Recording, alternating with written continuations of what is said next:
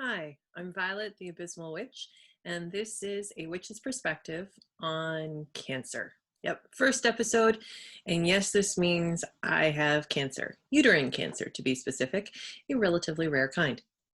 And for my own sake, and for the world, for those who are curious, for friends, what have you, I am exploring my perspective as time passes and my perspective honestly keeps changing. So this episode is going to be about the prologue, if you will. So welcome to my prologue to cancer. And this prologue starts many a moon ago. Let's say, 6-ish months ago, just around the time COVID was breaking in Canada.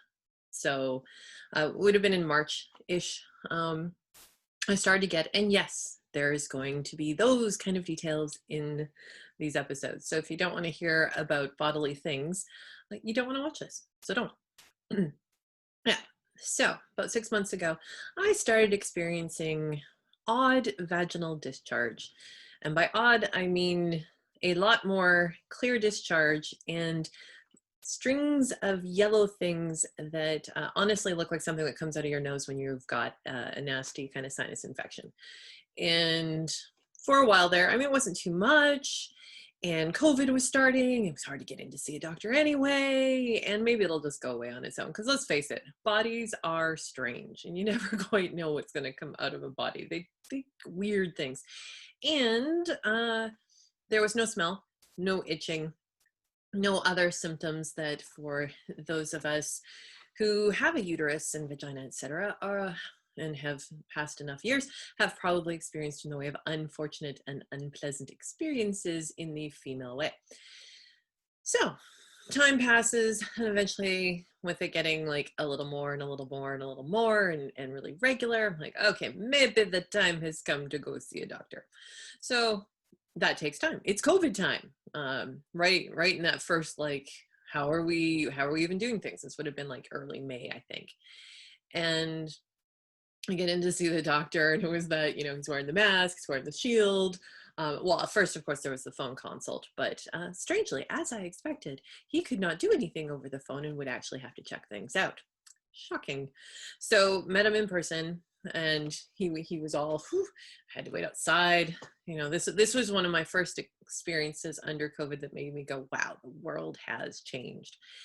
And I go in, and while we're there, I'm like, my IUD was getting close to the end. It would have been like nowish, actually, that it would have come out. So I'm like, take it out. Take out the IUD while you're in there.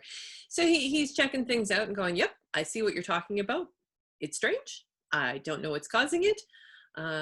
So let's do some regular testing, STDs. I'm like, I haven't had, don't you have to have sex of some nature to get an STD? Like toys don't count, right? And yourself doesn't count, because if those two things don't count, I'm pretty sure I don't have an STD at this point. But I do all the testing just to be sure. And the testing came back inconclusive for the bacterial, whatever it's called. And of course, negative for STDs, and no indication actually what it was. So at the same time, he had referred me over to a gynecologist in COVID time. So do.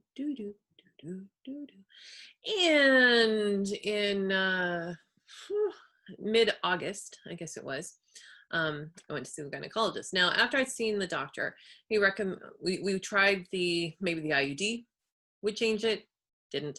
So after that, after a couple weeks after that, I went, hey, how about we try some antibiotics just in case? Tried that. Things changed. It got instead of lots of little stringy bits, every time I urinated, I would get pretty much anyway, like a gob or a glob of colored mucusy thing go poop out of me. Yeah, I know, great, right? But honestly, nothing's bothering me really at this point, aside from the fact that this is kind of disgusting, definitely unusual. And, one should sort these things out. So mid-August, I go to see the gynecologist, and I come to understand that there's a good 7 different ways in which the female body in reproductive organs makes various sorts of discharge. Yes, there are a lot of ways that our bodies make discharge of various different kinds. Unfortunately, naturally, the day that I went in for that appointment, I had started my period. The doctor's response was, "You would be surprised how often that happens." I don't know that I would, but it's like your body going, "No, no, don't want anybody looking." So we'll just flood it with blood and then no one can actually have a look. So she gave me vaginal antibiotics and booked me in to come back a week later. We debated the antibiotics, but went with it. So I did that. So much fun for the week. And after a couple days of that, the discharge changed. Oh, the glorious world. It's like evolving discharge. Isn't this a fun story? So, evolving discharge gets to a point of it starts coming out. Now, have you ever seen old dead meat that is kind of grainy and it's gone gray and there's kind of like a purplish beigeish tinge to the gray? Yeah, if you've seen that, now imagine that coming out in stringy goops from a vagina. Yeah, that's what started happening. So things got extra weird and creepy. Still no bad smell, actually. But things had definitely shifted and not necessarily in what was probably a good way, but who knows. So I go in to see the doctor again the next week. And she has a look and goes, "I've never seen this before." And you kind of have that moment of, your gynecologist hasn't seen it before. Okay, this is going to be good. It's going to be good. And she starts taking the swabs and scooping stuff out. That was fun. So she was scooping out all the stuff, all the dead flesh. And for those of you who are like, "But monthly dead flesh comes out all the time," I'm like, no, that is red or dark colored from red. This was not that. Yeah, did not take pictures, so nothing to share. Anyhow, so she cleans out what she can, which turned out to be most of it because I had almost nothing after that. Took some fun swabs. Oh, I got to demonstrate for you. So she goes, "This is what I see. Normally, your cervix is the little hole, right? It's nice and closed. My cervix," she said, was more like this. So it essentially dilated. And there was stuff pushing its way out of my cervix. Doesn't that look kind of creepy? I thought it looked kind of creepy. Kind of cool in a weird, twisted way, but kind of creepy. So that's what things look like from inside. And she took swabbing and tests and such. And we're all finished up and booked in for a phone meeting 2 weeks later so that I could get the results because it's going to take a couple weeks. And it was right around the long weekend in September. So as I'm about to head out, she goes, like, whatever the finishing words were, followed by, "Oh, and it's probably not cancer. And even if it is cancer, uterine cancer, is actually really easy to deal with because it's inside of the uterus. It's kind of like an enclosed package and we just take it out and it's all fine. It almost never needs radiation or chemo. Like almost never. Like, I mean, even if you need radiation, you still probably wouldn't need chemo, right?" And I will admit to, like, lady, you just need to stop now because it's kind of like that, when you're watching somebody dig a hole for themselves. I'm like, stop digging a hole for me. This does not bode well. So I waited for 2 weeks in the land of, well, this could be something. Probably we'll find out. But I had a feeling.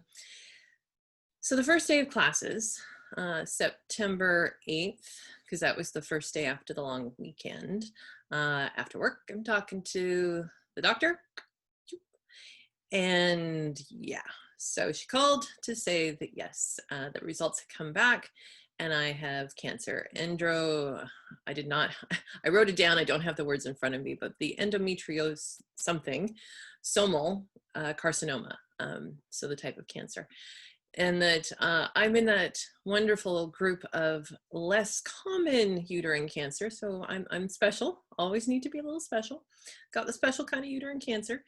That the cancer's in the muscle, not in the lining, which means that it can travel relatively easily through the body and it can recur. It has a much higher rate of recurrence in later years. So, woohoo!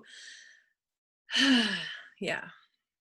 So this was my prologue, everything up to that point. And then I get my diagnosis. I have cancer, and I'm getting a referral, and I'm getting a CT scan, and I've already got my ultrasound coming up later that week, or if the following week actually. So that's what that was. And as a good practitioner who believes in trying to deal, process emotions, I sat on my balcony and I cried for hours. Just even it wasn't truly a surprise, but even though it's not a surprise, it's still a shock.